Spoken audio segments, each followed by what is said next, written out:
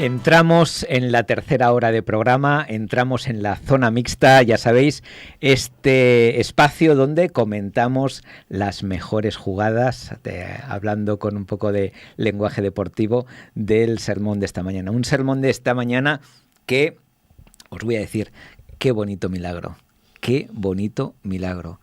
Sobraron 12 canastos, Dios da hasta que sobreabunda. Y no nos lo creemos. Hay por ahí un texto que sabéis que hemos citado alguna que otra vez, donde se nos dice que pedís, pero pedís mal, dice, ¿no? Y también tenemos que decir que pedimos y pedimos poco. O al menos es la impresión que a mí me da. Estábamos hablando esta mañana en la escuela sabática de guerra, confrontación, batalla, lucha. Estábamos hablando esta mañana en la primera reflexión, en el primer pensamiento, de carrera, de pues un trayecto, unas normas, una ruta a seguir. Y esa batalla, esa carrera, no la hacemos solos. La hacemos con quien está dispuesto a darnos hasta que sobreabunde. Y aquí viene mi pregunta, una de las preguntas que me surgen cuando me enfrento a este relato. Dios da hasta que sobreabunde y estamos tan necesitados de tantas cosas. ¿Será que las cosas que yo necesito o que yo creo necesitar no son las que Dios cree que necesito y las cuales deben sobreabundar en mi vida? ¿Cuántas veces miro mi cuenta del banco y digo, aquí no sobran 12 canastos? ¿Cuántas veces veo otros aspectos de mi vida y digo, de salud, por ejemplo, aquí no sobran 12 canastos? ¿Cuántas veces puedo ver mis relaciones con los demás y digo, aquí no sobran 12 canastos? ¿Qué estás haciendo, Señor? ¿Dónde están los canastos que sobran? ¿Dónde está esta bendición?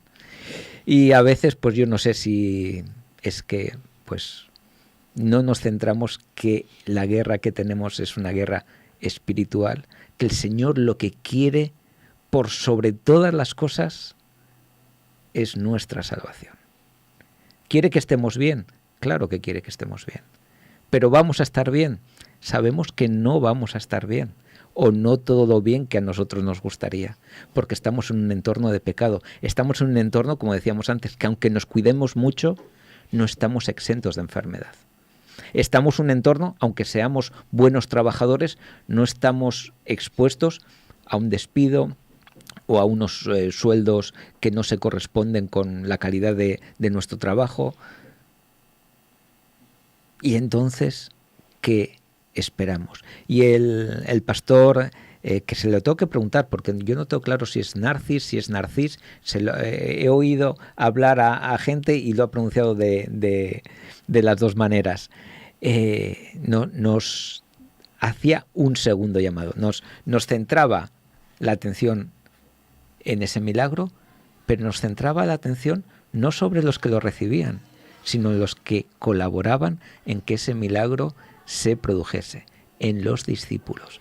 Y nos preguntaba qué estábamos haciendo. Nos preguntaba cómo estamos empleando nuestros dones. Nos preguntaba, porque, perdonadme, yo no soy adolescente, pero esa pregunta para mí es muy pertinente. ¿Qué estoy haciendo yo por mi iglesia? ¿Qué estoy haciendo yo para que la palabra de Dios llegue a más gente? ¿Qué estoy haciendo yo para los que están en el camino, compartiendo ese camino que decíamos antes, que no es una competición, sino que todos corremos a una y el premio es el mismo para todos? Sea más fácil también para los demás. Son preguntas pertinentes completamente. ¿De verdad que sobreabunda? ¿De verdad que nos creemos esta historia? Pues contadme vosotros vuestras sensaciones, el pozo que os ha dejado un poco el sermón antes de que venga el pastor y ya le preguntemos a él directamente. Esther.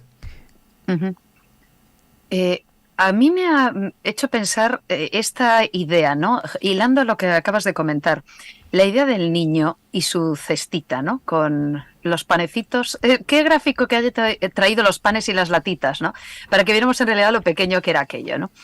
Pero él dijo que un problema a los pies de Jesús, evidentemente, encuentra una solución muy multiplicada con respecto a que lo que nosotros esperábamos, ¿no? Me ha hecho pensar mucho este inicio que dijo con respecto al tema de los dones, que para un mismo don, para una persona puede ser algo muy sencillo, y sin embargo para otra persona puede suponer algo realmente extraordinario, ¿no? Lo que para mí a lo mejor es muy sencillo, para otra persona es algo muy extraordinario. Qué interesante forma de enlazar esto, porque me he visto en la imagen del niño, ¿no? Y me he preguntado, ¿no? Mientras estaba escuchando a Narcís, creo que es Narcís, me estaba imaginando yo, oye, pues es verdad que a lo mejor yo soy ese niño, esa niña, con la cestita diminuta, que aparentemente no sirve más que para hacerme la merienda yo y posiblemente alguno de mis familiares, y sin embargo en las manos de Jesús, eso puede ser comida para 15 o 20 mil personas. ¡Qué fuerte! ¡Qué interesante idea! Lo que pasa es que, claro, concluyo con esta primera idea. Yo me lo tengo que creer.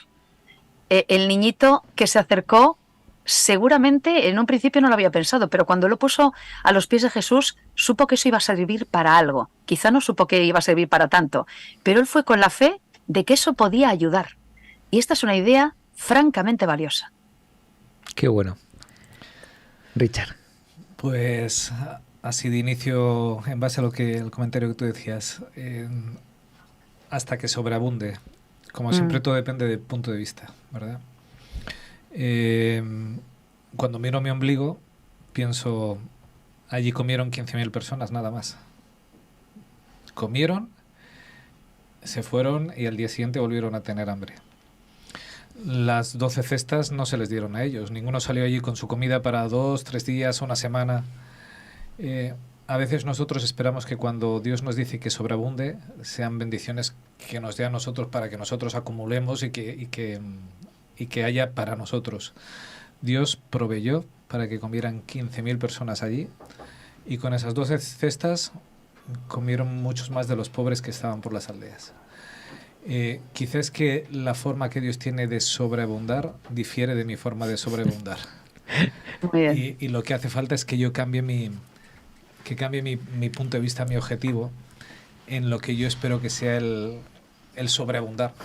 Porque Dios da dones para que sean repartidos para todos y no solo para mi cesta. Y por otra parte, así como idea principal, y ahora saludamos a Narcis, que acaba de llegar, para mí hay dos protagonistas en esta historia. Por supuesto, uno es Jesús y el otro es el niño. Porque él podría haber dicho, mira, yo me quedo con esta cestita, yo me aseguro mi comida, ¿qué se puede hacer con esto? Es verdad que no tenía ni idea. Yo creo que él simplemente pensó que Jesús iba a poder comer y prefirió darle esa comida a Jesús y quedarse él sin comer. Yo no creo que él fuera consciente de que iba a comer todo el mundo, ni mucho menos. Pero fue un acto generoso, y un acto generoso hizo una cadena de favores. O sea, esa generosidad del niño puesta en las manos de Jesús hizo que Dios obrara un milagro, que comiera todo el mundo, que él mismo pudiera comer ese día. Seguramente comió más de lo que llevaba, porque con esos 3 panes y 2 pececitos es para comer, pero ligerito. Comieron hasta saciarse. Así que seguramente comió más de lo que esperaba, y además hubo para los pobres de las aldeas de alrededor. Cuando yo limito mi egoísmo y lo pongo en las manos de Dios, Dios multiplica las bendiciones. Si ese niño hubiese sido egoísta, seguramente Dios habría buscado otra forma. Estoy seguro. Pero él se habría perdido la oportunidad de sentirse parte del inicio de ese sin ninguna duda. Entonces, en la vida espiritual nuestra puede ocurrir lo mismo. Cuando yo soy egoísta, Dios no se va a dejar, se va a quedar sin actuar, ¿vale? Y cuando dice en la Biblia, si vosotros no habláis, las piedras hablarán, es literal. Si yo no me pongo en las manos de Dios, Dios buscará otra forma. Pero el perjudicado voy a ser yo. Me voy a perder estar en primera línea de un milagro.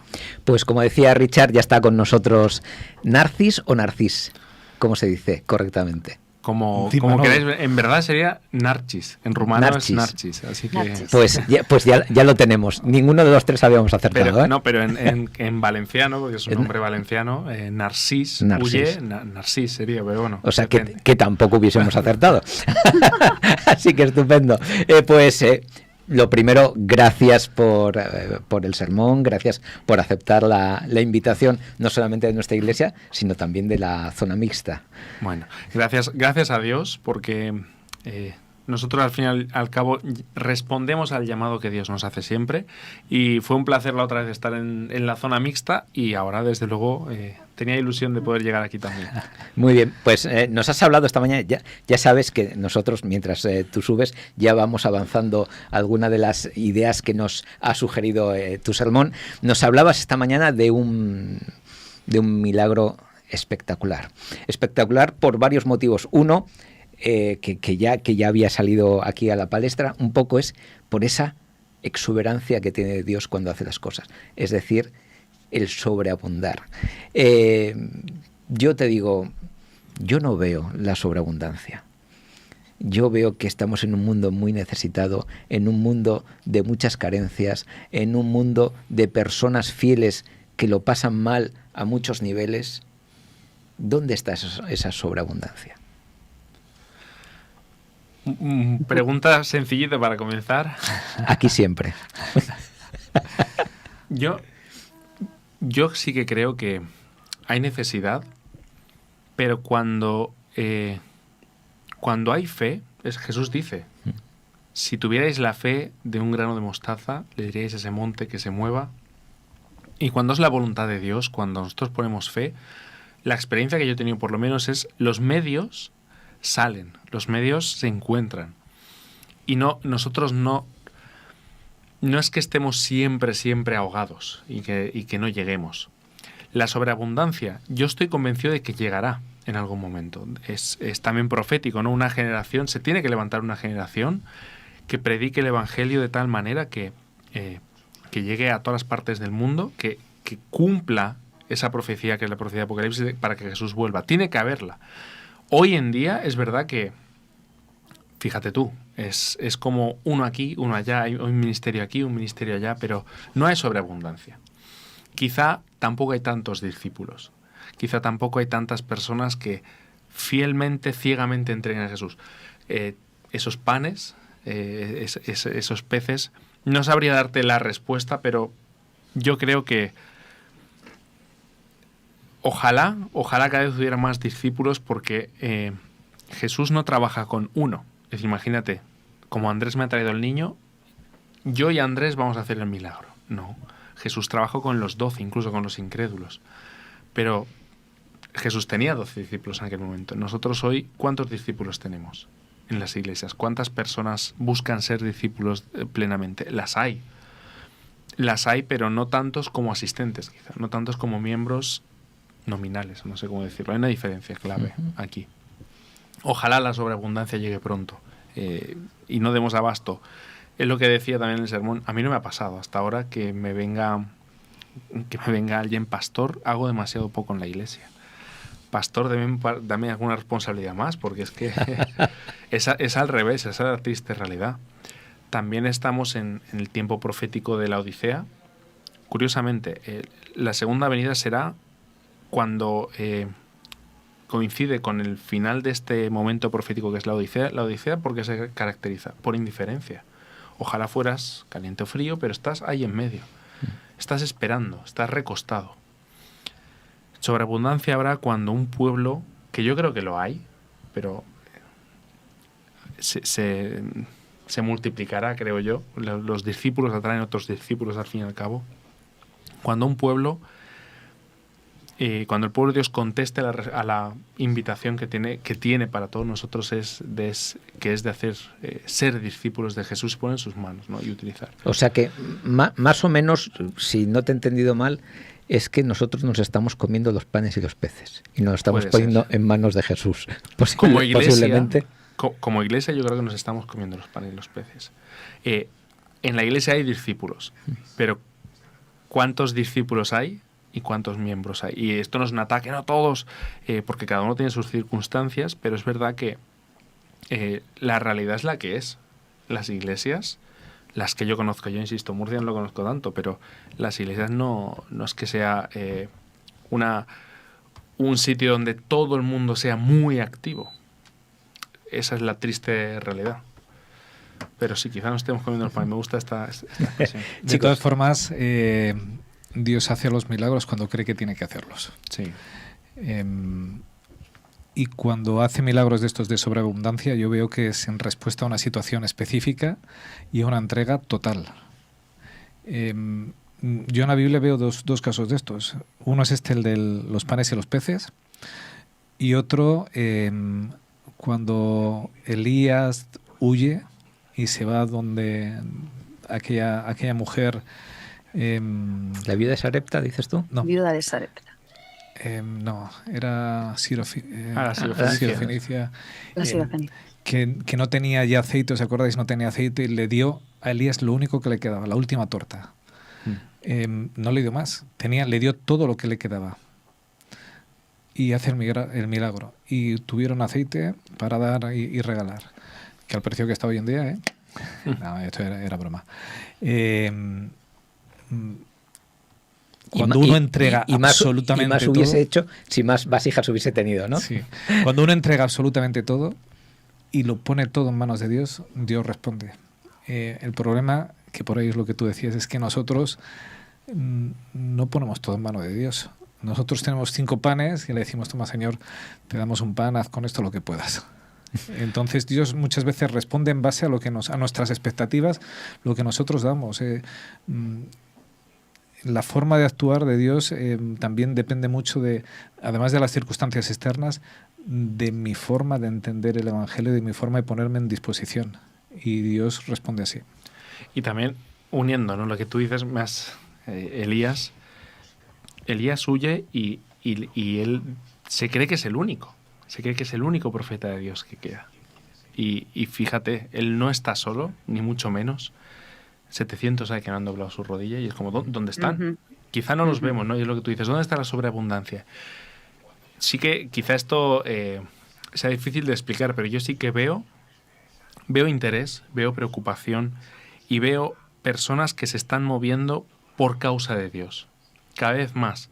Yo creo que la pandemia, todo lo que hemos vivido en los últimos años, la inestabilidad constante que tenemos a nuestro alrededor, hay gente cada vez más que se está despertando. Es como, oye, algo está pasando, que esto va en serio. Y sí que lo veo. Es difícil de explicar, pero sí que hablando con otro pastor de la zona, compañero, me decía, dice, más estudios bíblicos que nunca, más llamadas que nunca, más personas que necesitan ser atendidas familiarmente, por situación, dice, más que nunca. Dice, las iglesias están moviéndose. Que aún no le hayamos entregado todo a Dios como iglesia, que no todos los miembros seamos discípulos, es otra cosa. Pero personalmente sí que veo en todas partes esta preocupación, este interés de que el Espíritu Santo se derrame como en la iglesia primitiva. Y yo creo que sucederá. Es profético también. Dios actúa también en los momentos de crisis. Fíjate tú, Jeremías, él parecía que estaba solo, y nadie le hacía caso. Los babilonios, nadie, estás loco, nos vamos con los egipcios. Y parecía que estaba solo, pero aunque llegan a ir a Babilonia, él luego será el que inspira a Daniel, el remanente, aunque parezca como que no queda nada, que no queda esperanza, Dios actúa cuando nosotros dejamos de meter nuestras manos en la masa, por así decirlo, y dejamos que Él sea el que obre el milagro. Esther. Era la viuda de Sarepta. La viuda de Sarepta. Sí. Sí. Yo había preparado, es una de mis imágenes preferidas del texto bíblico, había preparado algún sermón sobre la aceitera de la viuda de Sarepta, ¿sabes? Sí, me parece una imagen fascinante, aquella aceitera que estaba proveyendo aceite seguido. Siempre me ha producido una especial fascinación esa escena. Pero también me ha venido a la mente hablando de esto de sobreabundar. Está en el Salmo 23, mi copa está rebosando. Habría que preguntarse qué quiero decir cuando digo mi copa está rebosando, que es una frase que utilizamos a menudo, ¿de qué rebosa? Es posible que haya sobreabundancia de muchas cosas, lo que pasa es que, como es habitual, estamos bastante adormilados y no nos hemos dado cuenta, pero si mi copa rebosa, rebosa de unas cuantas cosas que son interesantes, que son útiles. Pero, ¿sabes, Narcís? Yo pensaba que hablamos mucho de los dones, pero en realidad los valoramos poco. Y a mí se me ocurre un comentario políticamente muy incorrecto a anotar a esto. Supongamos que el niñito con la cestita llega y pone esa cestita a los pies de Jesús y Jesús le dice, pan, pescado. Un tío como yo tiene que ofrecerle a esta multitud mínimo carne. ¿Hay alguien por ahí que tenga algún filete? ¿Hay alguien por ahí que tenga algún trocito de solomillo sofisticado? Porque con esto ya verás cómo voy a quedar, ¿no? Como maestro de ceremonias. Creo que si hacemos un paralelismo con lo que podría ocurrir en alguna de nuestras congregaciones, quedaríamos bastante abochornados, viendo, ¿sabes?, cómo a veces tratamos los pequeños grandes dones. Me ha gustado muchísimo, de verdad, esa idea de que un don es algo que a lo mejor para mí es algo muy sencillo, pero para otra persona puede ser algo absolutamente extraordinario. En las manos de Jesús, cualquiera de nuestras miserias puede ser convertida en un milagro. En las manos de Jesús, cualquier panecillo que le podamos llevar, aparentemente insignificante, puede saciar el hambre de una persona y puede significar, de hecho, la diferencia entre vida y entre muerte. A lo mejor nos falta valorar los dones, a lo mejor nos falta realmente darnos cuenta de lo que tenemos en nuestras manos y ponerlo a disposición del Señor y valorarlo de verdad. Desde luego, desde luego. Y el servicio y la dedicación y cuando ejercemos los dones, no todos se ven. Esa es la cuestión. Claro. En la iglesia, el que sale al frente, el que predica, el que canta, el que anuncia, el que da la escuela sabática, digamos que ejerce su don de una forma pública, visible. Pero el hermano que se conoce a todos por nombre, que se acuerda, este no ha venido, y le manda un mensaje. Y los hermanos que tienen un don para la oración, que las oraciones nos tocan el corazón, nos motivan, nos inspiran. Las personas que sirven pues en lo que pueden.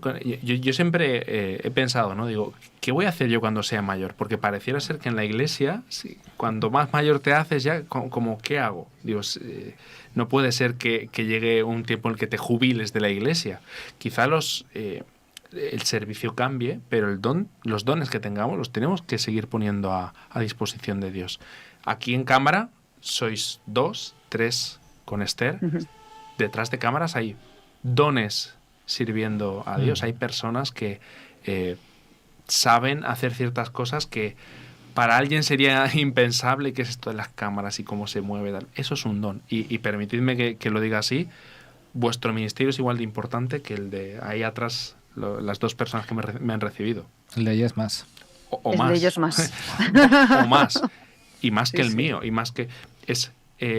No tenemos que entrar en la comparación de es que obviamente, y esto pensando en lo que dice Jesús, obviamente todos buscamos los primeros asientos porque son los sitios de honor, pero dice, no vaya a ser, no busques esos sitios, no vaya a ser que llegue alguien y te diga levántate y muévete un poco. Eso es ridículo, ¿no? Eso es vergonzoso.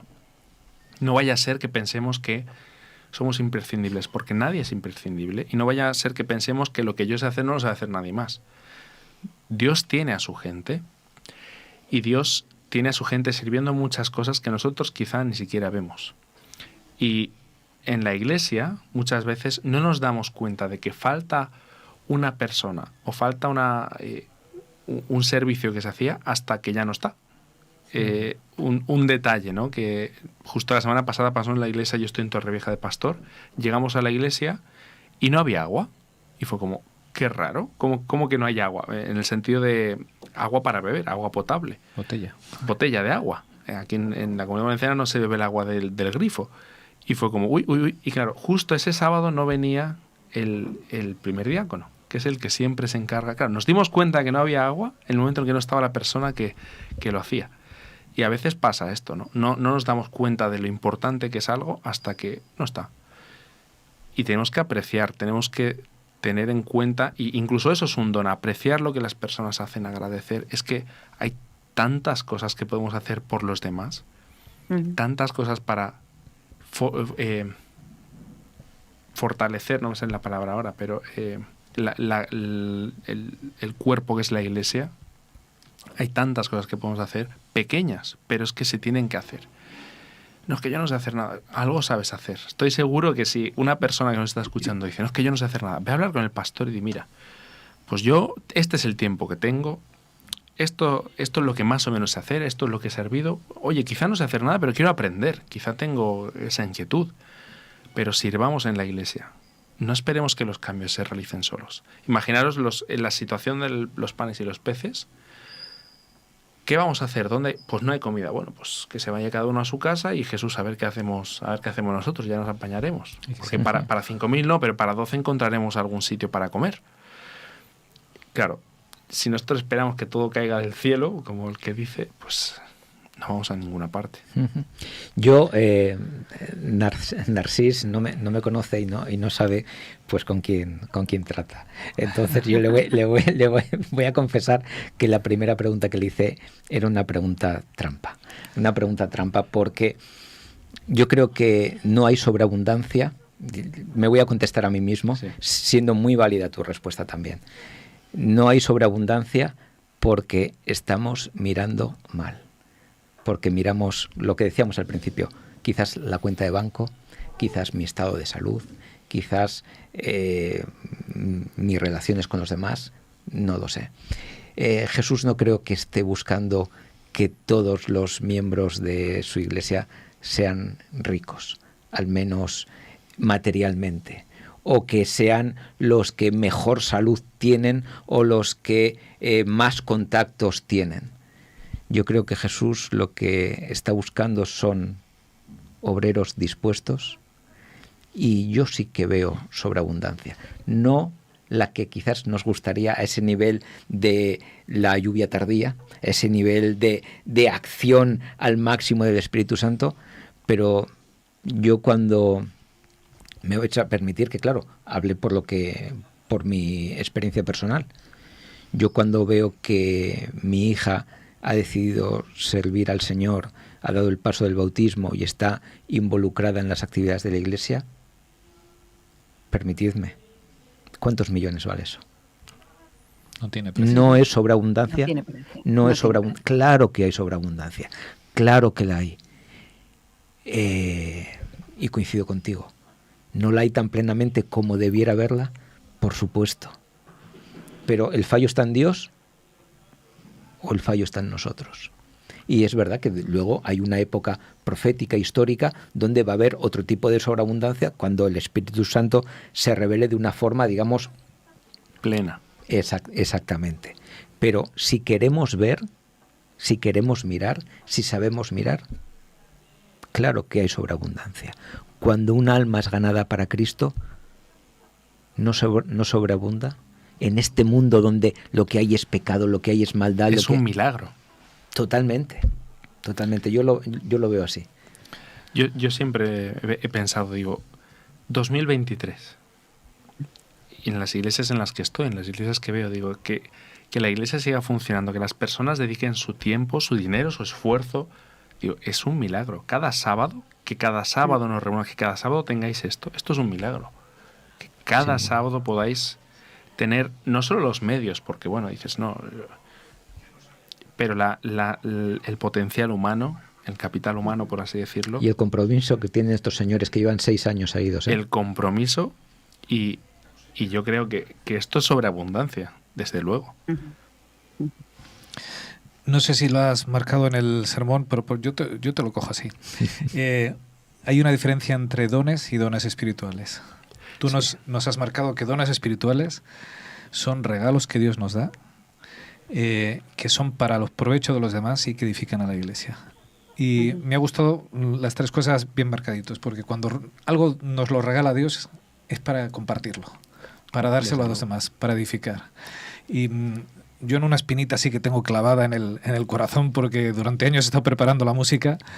Me duele que muchas veces nuestros músicos adventistas colocan su copyright, su dinero, si no pagas no escuchas.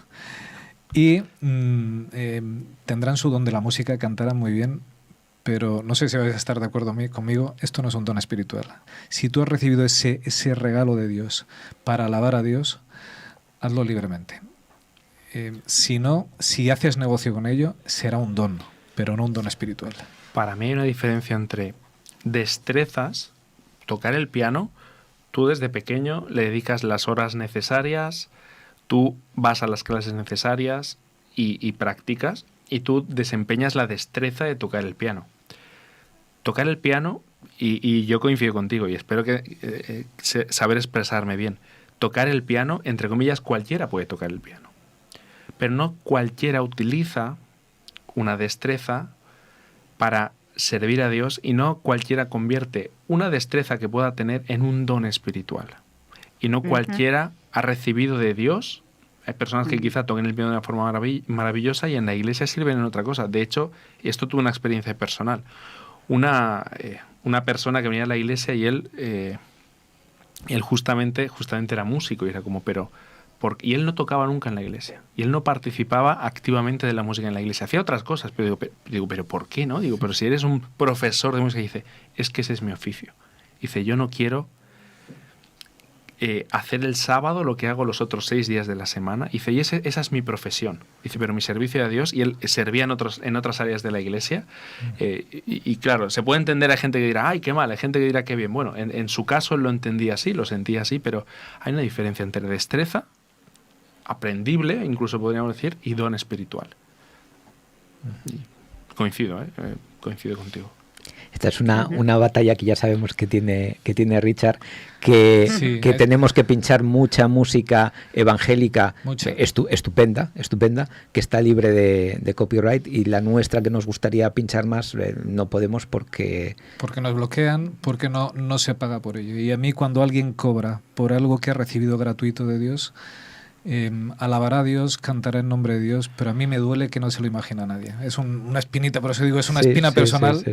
En hechos. Porque lo que Dios te regala es para compartir con los demás. Pero es que fíjate, en Hechos mismo, Pablo se encuentra con la situación de que había personas haciendo negocios con una mujer que profetizaba. Era como donde, digamos que el ser humano hace negocio con absolutamente todo, incluso con las cosas que quizás sean un regalo de Dios. Y aquí también, como iglesia, no ya solo como las personas que dices copyright, como iglesia, hacemos negocio con lo que podamos recibir de Dios. Es decir, ¿el objetivo cuál es? ¿Hacer discípulos, compartir el Evangelio? ¿O buscamos la eficiencia económica, el beneficio económico? Como también nos puede pasar como iglesia. Nos puede pasar como iglesia. Por eso, quien quiera compartir esto, puede. Comparte, que es totalmente gratuito y está para eso, para compartir las buenas nuevas del Evangelio con quien sea. Estamos muy a gusto, estamos encantados de que estés con nosotros, Narcís. De verdad que el sermón nos ha gustado y nos está dando mucho juego, pero los tiempos son los que son, ya es la 1:05 prácticamente, así que fuera de tiempo, pero muy gustosos. Vamos a invitaros a dar pues el cierre a cada uno de vosotros. ¿Con qué os quedaríais? ¿Qué os ha gustado más? ¿Qué queréis resaltar de este sermón? Esther, por ejemplo. Justo había abierto la Biblia en la elección de los 12 discípulos, en Mateo 10, porque me vino a la mente aquello de gracia recibisteis, dad de gracia. De lo que hemos recibido daremos, y de lo que sigamos dando vamos a seguir recibiendo, que es una idea muy curiosa. Volvemos a la aceitera de Sarepta, ¿no? Cuanto más repartas, más recibirás. Cuanto más recibas, más repartirás. Es maravilloso. Entonces tenemos la receta para poder seguir repartiendo esos dones. Y hay algo muy lindo también que nos dijiste, me ha gustado muchísimo. Tiene que ver otra vez con la valoración, ¿no?, de los dones. No hay dones pequeños ni grandes, hay dones, y Dios los puede utilizar y hacer maravillas con ellos. Yo creo en el Dios del maná, aquel Dios que hizo caer en el desierto aquella comida maravillosa, que seguro que sabía estupenda. Antes me estaba preguntando en el sermón a qué sabría el pan que Dios repartió, porque seguramente fue un pan delicioso. No sé cómo era el pan original del chavalín, pero seguro que el pan estaba crujiente y estaba súper rico. Fue una idea que me vino a la mente en la que no había reparado. Dios siempre nos da más. Me quedo con algo que también nos dijiste en ese sentido. Dios te ha comprado con su sangre y tú dices que eres inútil. Dios te ha comprado con su sangre y tú dices que tu don no es suficiente, o tú dices, va, esto total, ¿para qué? Pues no. Si Dios te lo ha dado, Dios va a hacer milagros maravillosos con él, así que confía y créete que tu copa puede rebosar. Richard. Pues yo me quedo con una frase que nos ha dado Narcís, con muchas cosas. Hoy se me ha pasado muy pronto la zona Muy mixta, pronto, sí. Pero bueno. Nos has dicho que la iglesia es el lugar donde yo vengo a servir. Necesito dejar de estar recostado viendo qué es lo que Jesús y los otros hacen y preguntarme qué es lo que yo puedo hacer por los demás. Amén. Y Narcís, si tú quieres, a los jóvenes les dijiste en el sermón, si algo tenéis que acordaros y tal, esto, para la audiencia en general, ¿qué es lo que te gustaría que sacásemos como idea principal del sermón que nos has presentado esta mañana? Teniendo en la mente el milagro del que hemos hablado, Jesús, sin el niño, hubiera podido hacer el milagro. Jesús podría haber creado comida. Pero es que Dios, aunque sin nosotros puede, sin nosotros no quiere. Dios no nos necesita, tú lo has dicho muy bien. Las piedras hablarán. Pero Dios quiere contar con nosotros y quiere que seamos parte del plan de salvación. Y aunque Dios sin nosotros puede, sin nosotros no quiere. Qué juego de palabras tan bonito, ¿eh? Dios puede, pero sin nosotros no quiere. Así que es una invitación preciosa la que el Señor nos hace a través de Narcís esta mañana. Y es apúntate, es despierta, es el Señor está esperando utilizarte. El Señor te ha regalado dones. El Señor tiene una tarea para ti. ¿A qué estás esperando? Porque el primer beneficiado serás tú, sin ninguna duda. Con este pensamiento, con este sentimiento también, nos despedimos hasta la semana que viene y os deseamos un feliz resto de sábado y una feliz semana.